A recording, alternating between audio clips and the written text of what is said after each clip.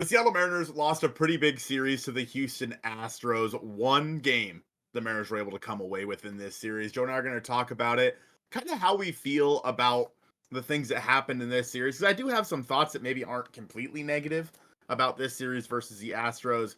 But unfortunately, the games just didn't go the Mariners' way. We're then going to talk about some injury updates for both Bryce Miller and Logan Gilbert, as Daniel Kramer had an excerpt in MLB on MLB.com the other day talking about kind of where those guys are at, and maybe some concerning news with Bryce Miller, some ominous news. It's weird. We'll have to talk about that. Joe's bringing you his Operation Overreaction in this episode, and we're going to wrap it all up by talking about the Washington Nationals series starting on Tuesday. Thank you guys so much for watching episode 194 of the Hit It Here podcast, part of the Bleav network, available on all your favorite podcasting platforms. Be sure to give us a 5-star review, like this video, subscribe to this YouTube channel, and this is the Gorfy episode of the podcast. Gorfy went and bought some merch from our Fourth Wall shop that Joe's wearing some merch right now. You can get it in the description down below if you follow that Fourth Wall link. And I am here with Joe. Joe, happy Memorial Day. Happy off day for the Mariners. Yeah, it's a long overdue off day. Welcome home. Yeah, dude. Shout out Gorfy though. Gorfy's wife said I looked grumpy the other day when I streamed. So shout out to Gorfy. Gorfy's just a big weekend for Gorfy on the Mariner Mojo channel. Unfortunately, not a big weekend for the Mariners. Not as big of a weekend as we all would have wanted, maybe. The first game got out of hand, and if this was a telltale sign of what the rest of the series was going to look like, I would have been very, very upset. I wouldn't say that the rest of the games necessarily continued in this manner of a 9-2 spanking. George Kirby making his season debut did not have his best stuff in this one. It was just the Astros ran away with game one.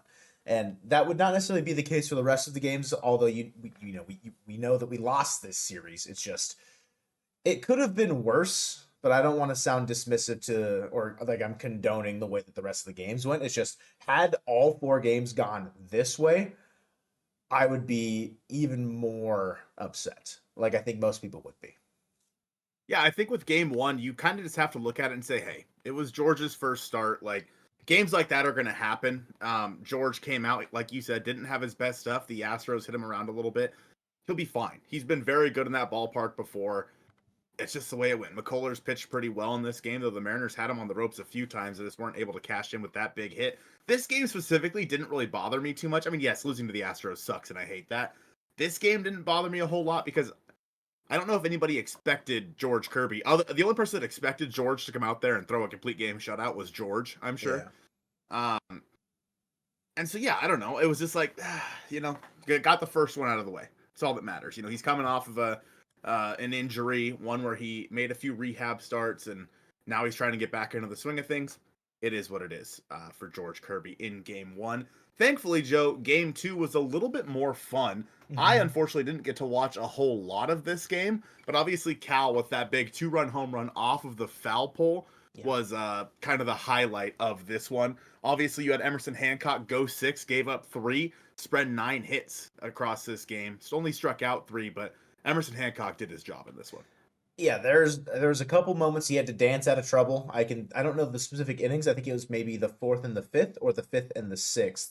But one inning, the first one in this situation, he had runners on 2nd and 3rd and did not allow a run. And then in the following inning, the bases were juiced with 1 out.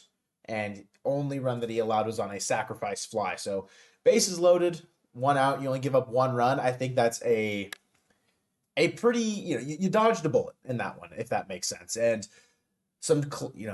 the Mariners home run hitting continues to win them some baseball games. Leody Taveras got one in this one. Miles Mastrobuoni hit his first homer as a Seattle Mariner, and then like you mentioned, Cal career homer. Yeah, and this one was more of a cheapie. His first career homer in Wrigley was not, but you mentioned Cal. Julio had a clutch RBI double off Brian Abreu that led to then Cal hitting a 2-run home run. So the big differences between this game and the first one, Mariners struck out, was it 15 or 18 times in the first game? It might have been 15, but still, it's a lot of strikeouts in that first game. Yeah, 15. This time they only strike out 10 times. You mentioned Hancock. I mean, he gave up 8 hits. The Astros in this series continuously were just getting base hits. I Mhm. don't think there's a single game where they had less than 10 hits. The only one that might be is the third one. But No, they, they had 11. yeah, every single game in this 4 game set, the Astros had 10 plus hits. So the fact that Emerson Hancock was able to go 6 and limit damage, keep the Mariners in the game, allow them to win, have Munoz come in and shut it down, facing the 2-3-4 in that ninth inning was a great way to tie up the series. And you felt good with Wu and versus Valdez. It's like, okay, that's a coin flip, go either way. And then Castillo versus a guy who's made a handful of major league starts in the final game. So this was a pivotal game to win. It's just a matter of could you show up on the field in the final 2 games? And the answer we Yeah, know is not necessarily. yeah. Game two. I mean, again, I didn't get to watch a whole lot of it, but just from the little bits and pieces I saw, it seemed like a really fun one. Like it was kind of back and forth. The Mariners had some fight there in that game, and they came back to win it. Unfortunately, that didn't exist in game three, and this is another one of those games where I just kind of went, man, what are you gonna do? Like Brian Wu pitched well. He also the 2 runs that were scored against, well, they were unearned. But he made a throwing error on a ball that he had no business throwing, in my opinion. I know that Joe feels differently on He's that. the best Um, athlete ever. yeah, like he's a great athlete. No, I know. I don't disagree that he probably should have just ate that ball, but I also am not mad at him for trying to attempt it, right? I think it's I the only thing is if you know the final outcome, of course, you say don't throw the ball. You don't know that the Mariners are only going to score 1 run the entire game and whatever. You're anticipating maybe an error like that in the first inning not haunting you the entire rest of the 8 innings of that game, right? Mm-hmm. So, Yeah, I think that my biggest gripe with it was a 3-2 count with 2 outs. So the runner from first, which I believe is Altuve, was running on the pitch. mm-hmm. Like if you don't make the perfect throw, that run's being scored. More than Like likely, you yeah. more than because again, it's Altuve. He was already running on the pitch, so he's already at second base by the time that you're even getting to that ball. And then of course that led to another error shortly thereafter that scored another run. This one being Leo Rivas just somehow botching a ball over there at second base. Those would be the only 2 runs that the Astros scored in this one. And the Mariners were only able to come away with 1 run off of Framber Valdez, who was honestly, I mean, he was quite good. It was Mitch Garver who drove in that 1 run for the Mariners in that game, but Framber Valdez went 6 innings pitched, 4 hits, 1 earned, 4 walks with 5 Ks, and then he was able to turn it over to that Astros bullpen, which is very, very good. Um, and that was kind of it for the Mariners. We know that the Mariners' right-handed platoons are not great. Donovan Solano, Mitch Garver, etc.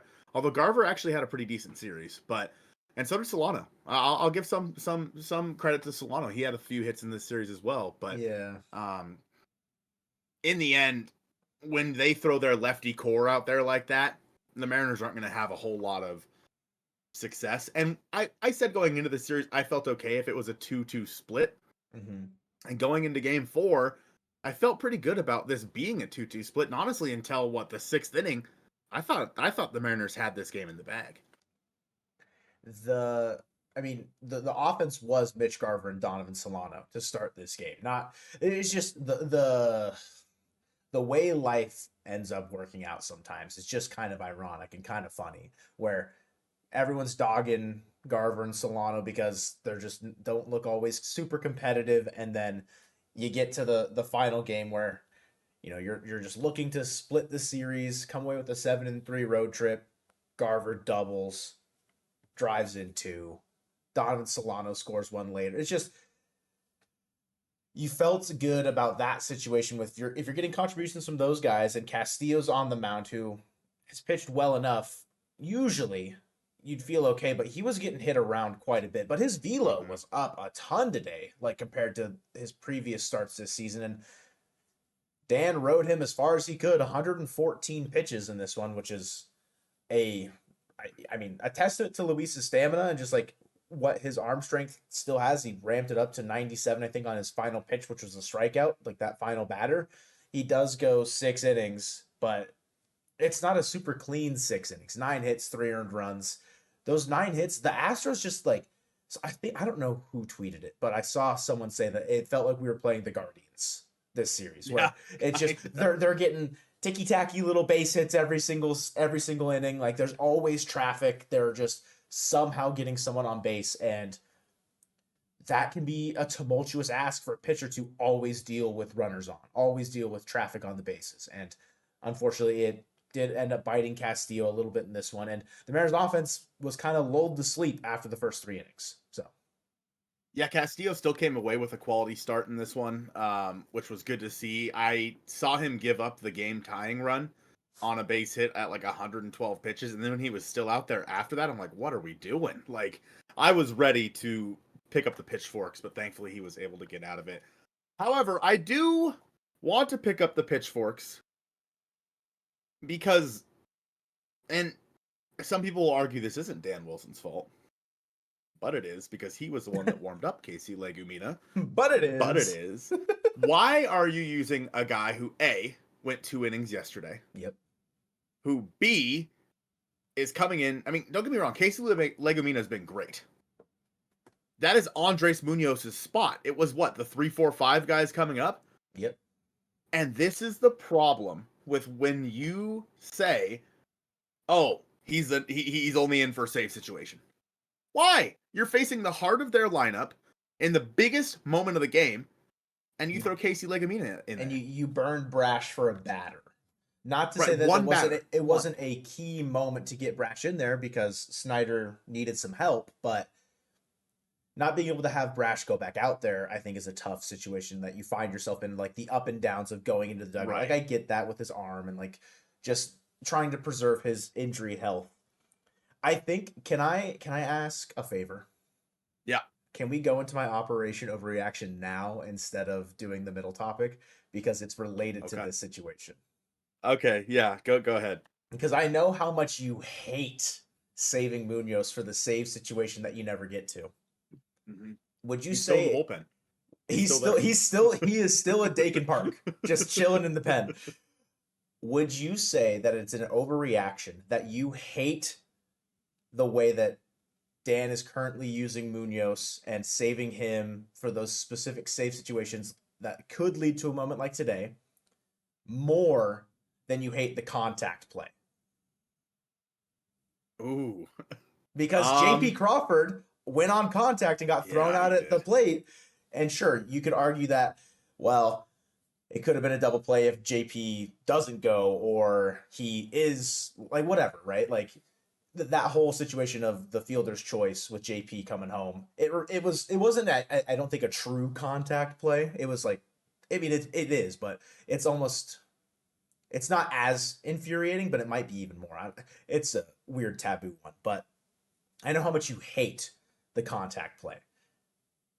Yeah. But I don't know which one you hate more at this current juncture because I honestly think the way that Munoz has stayed in the pen in a handful of these key moments and just not been used where you feel like he should be is putting on or taking years off of your life compared to how the contact play is usually received by you.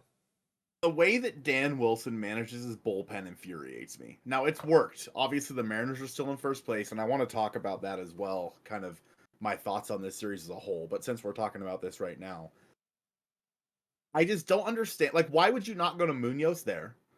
And then let's say he gets through it, right? You know, he goes 3 up, 3 down. And then you have Legumina to face 6, 7, 8. Even with a runner on second, I feel a lot better about him facing 6, 7, and 8 than I do 3, 4, 5. Even if there's a run, I don't care. Like,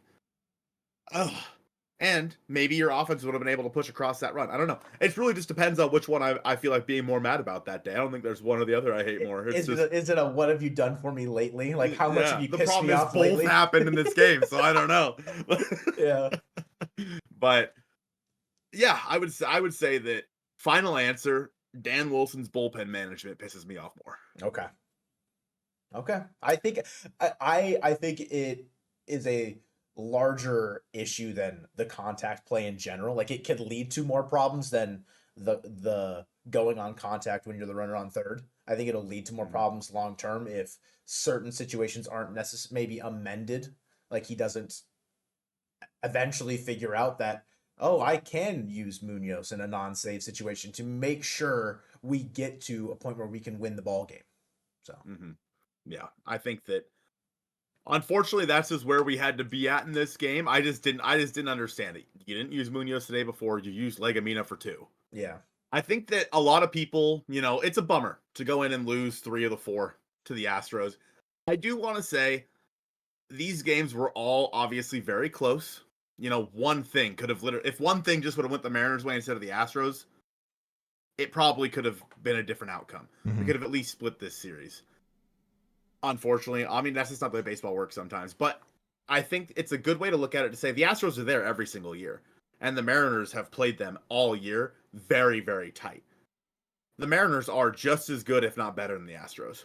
And I think that we can say that definitively. Even with the Mariners not having their best guys. Yeah. The Mariners are still first place in the division by a game and a half, which, whatever. You have 6 more versus the Astros this season. You need to go 4-2 to win that season series and have the tiebreaker. I don't know how good I feel about that, but hopefully when the Mariners have their guys back, they'll be able to make some more noise against them. The Texas Rangers are 3-7 in their last 10. The Athletics are an absolute free fall, have lost 9 in a row. And the Angels are 8-2 in their last 10, but no one thinks the Angels are going to be there at the end of the year. I think the A's lost 10 in a row, no? They won today. Okay, so they're 1-9 their last 10 standings. Oh, okay, Yeah. okay.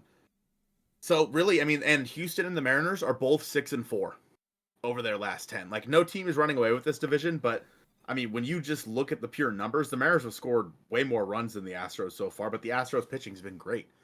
It's just, it might end up being a 2-horse race at the end of the year. Now, obviously, there's still plenty of time for a team like the Rangers to get hot, right? They're 4 games back right now, but when you look at this division, you look at the Mariners, knowing the guys they have coming back and knowing that they're not at 100% right now, and they're still leading the division and kind of treading water while this team has a chance to get even better, bodes really well for me in my mind. And there's actually been some news about that with Logan Gilbert and Bryce Miller. I think we'll start with Logan because I think there's more to talk about with Bryce Miller here. Yeah.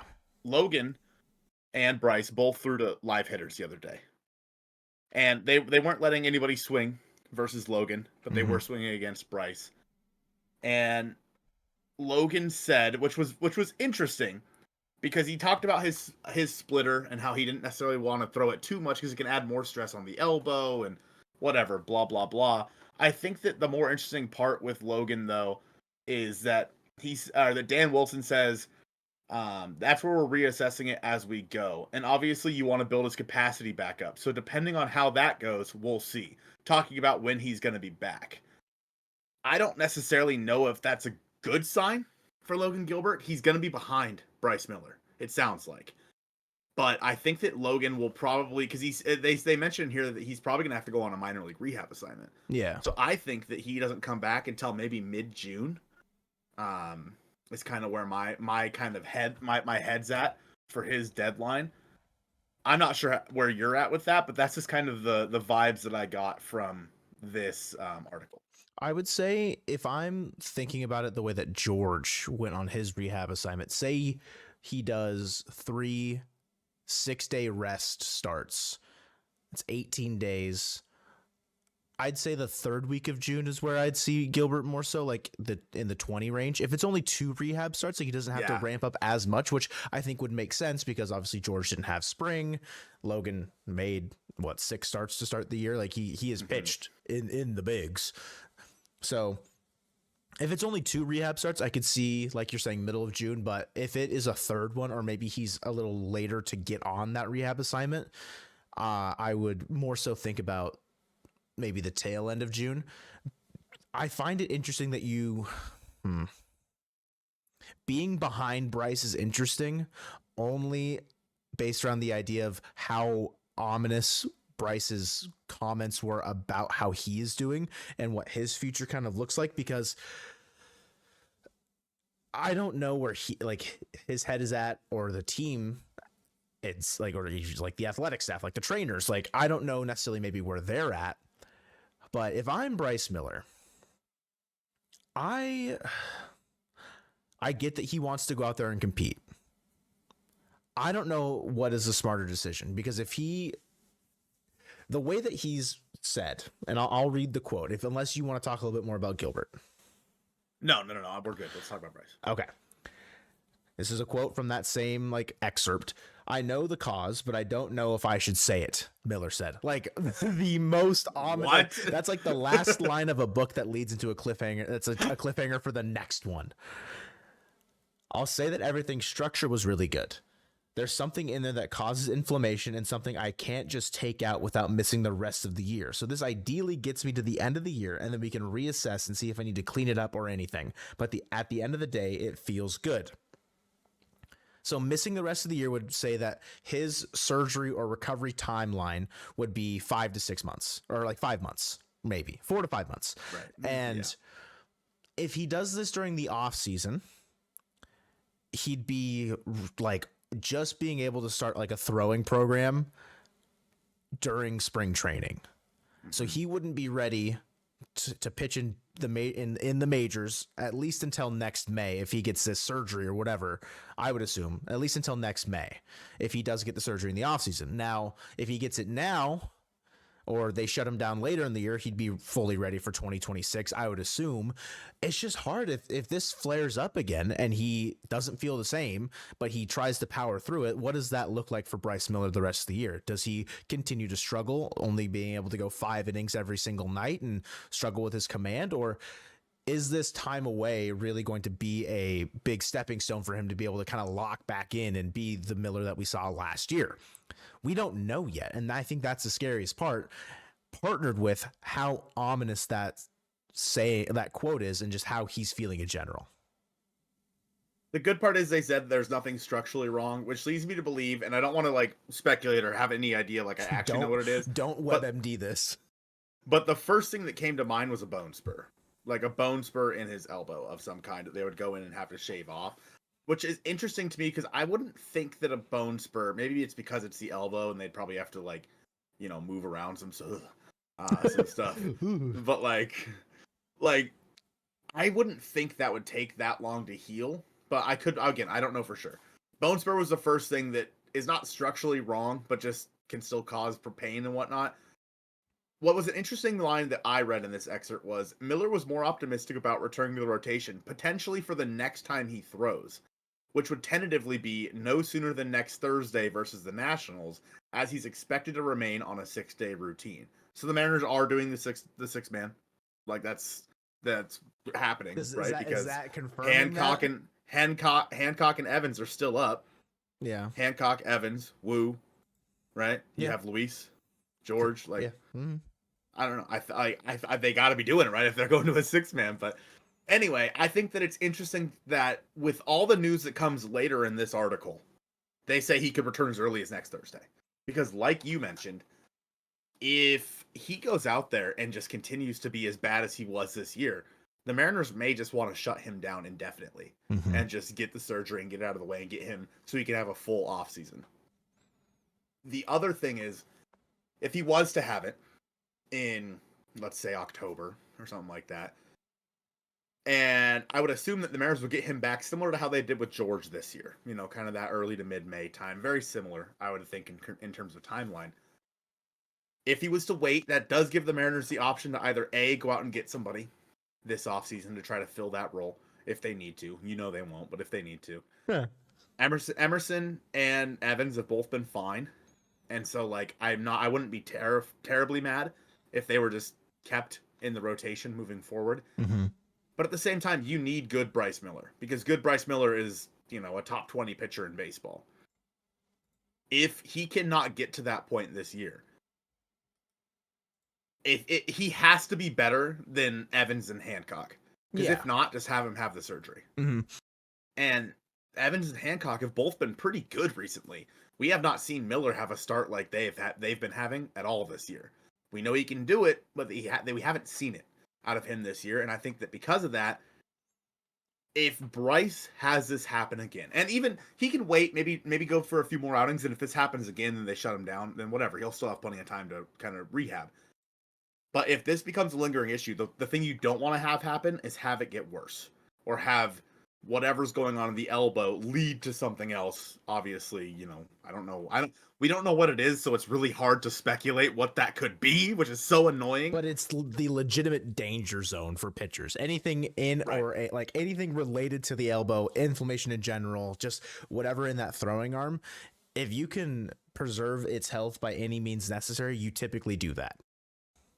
Exactly. So I don't know. Maybe we'll see Bryce back on Thursday, which would surprise the hell out of me based on all this news. But it seems pretty ominous to me, man. Like that was news I was not expecting when I read it on Twitter. I was like, what the hell? Mm-hmm. What do you mean that there's something in there that's causing inflammation? There's something in there, like there's a parasite. Like a parasite burrowed into his elbow. I was like, inflammation. Like, what? What do you mean something in there? Be more specific. The Mariners have been very coy about, like, injuries this year, which is weird, because obviously they've had so many. But they're like, we're not going to tell you till after the game. Julio declined to comment until he finds out more about the... Like, what do you mean? And me, I'm like those people that feels like you're getting a text that says, we need to talk. Mm-hmm. Like, talk to me after work. I'm like, what? No, I need to know now. You can't do that to me. And then everything's fine because Julio was in the lineup the next day. Yeah, and he had a pretty big hit in that game. Like, whatever. Okay, guys. Like, we were worried for nothing. I don't know. And then, like, we don't know what's going on with Polo again. Say something. Tell us what's happening with the baseball team. I don't know. It's just... Mm-hmm. They did tell us something. Did they? Yeah, they announced the starters for the home series against the Nationals. Wow, really good segue. They told us those things, which is why I believe it to be unlikely that Bryce Miller would start on Thursday, because Daniel Kramer does not have Bryce Miller listed for the Thursday start. But we have to start, of course, with an off day on Monday. Happy off day, everybody. Much deserved to everyone. Round of applause. We made it to the off day. Long road trip. Ready for a long homestand. Yes, and it gets kicked off with Logan Evans on Tuesday opposite Mitchell Parker, lefty. So we didn't face a lefty for what felt like 3 weeks, and now we get 3 in a row with Framber, Colton Gordon, and now Mitchell Parker. Mitchell Parker is pitching to a 4.39 ERA on the year for the Nationals. The Nationals are 24-29, currently sitting at 4th in the National League East. Maybe a future trade partner with the Seattle Mariners with Nathaniel Lowe. Maybe he'll just switch dugouts this series. Who freaking knows? Yeah, he can just stay in Seattle. But with Logan Evans starting on Tuesday, the Nationals are not a great baseball team. They've got some good pieces.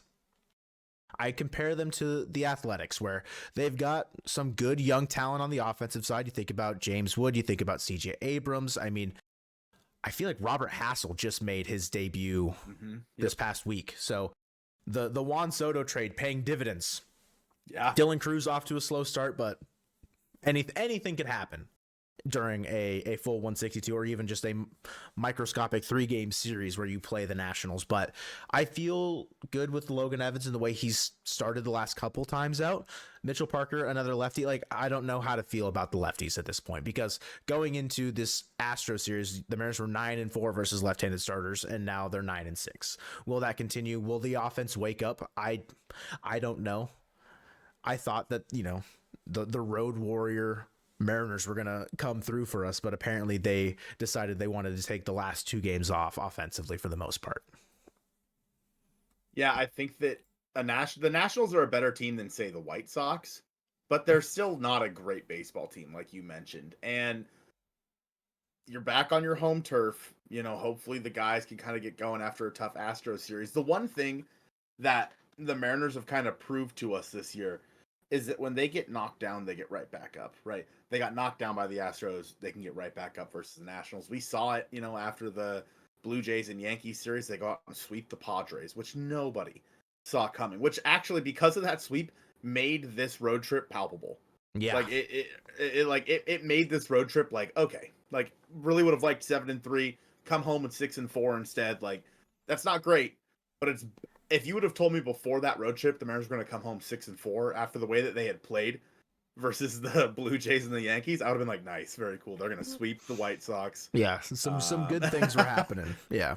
and then win one game and one game. But yeah, I think that coming home to play against the Washington Nationals, you gotta like where the Mariners are at in terms of the pitching matchup in this game. I think that Evans has been better than Mitchell Parker, though Mitchell Parker has been good, in the past. And so don't write him off, but at the same time, if you're the Mariners, you got to get out ahead of him early.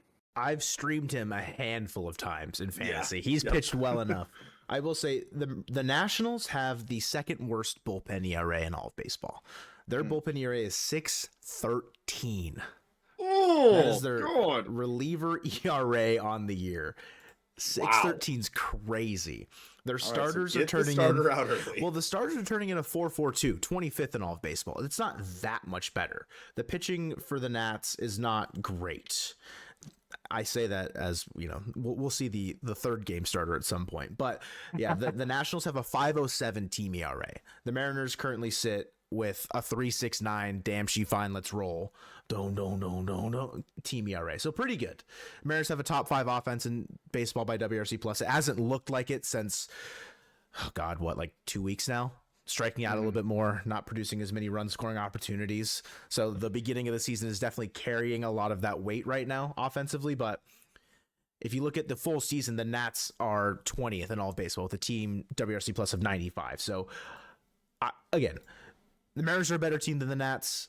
You have a maybe even-ish matchup in game 1 with Mitchell Parker versus Logan Evans. Then you get Trevor Williams in the second game, who's got a 6.30 ERA on the year, versus George Kirby, who I know his ERA is probably higher than 6.30. I'm aware, but it's George Kirby. He's going to eventually, he will settle it. I look for George to, even if he's on a pitch limit in this one, to quiet down any opposing bats, especially in his return home, which should be a very exciting time for him. I'm sure he's looking forward to that. So if George can just go 5, clean ball, I'll be happy with that start turned in, especially with the off day on Tuesday. Munoz still waiting down in Houston for the call to come back to Seattle.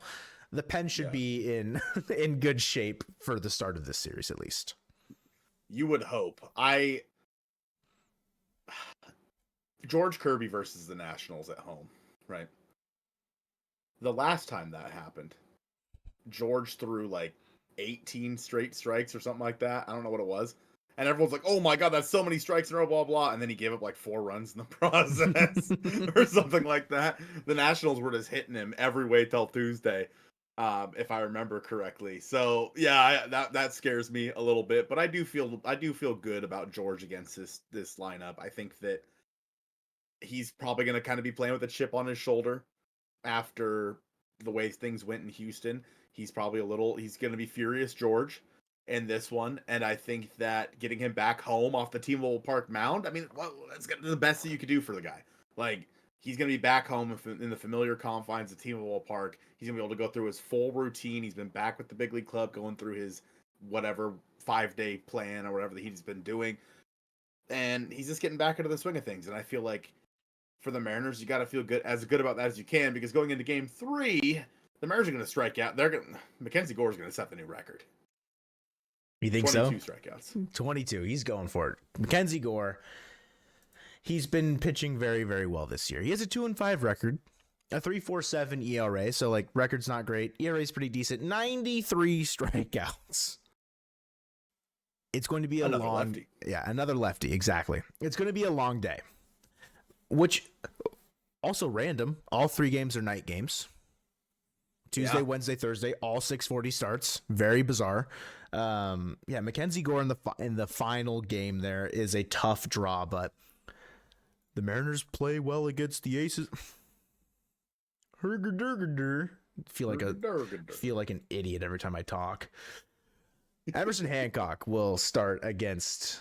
He will be opposing Mackenzie Gore in this one, so you do not have the advantage there.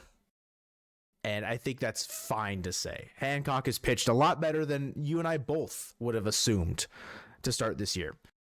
He's not pitching better than Mackenzie Gore. He's not a better pitcher than Mackenzie Gore. You have a disadvantage in this one.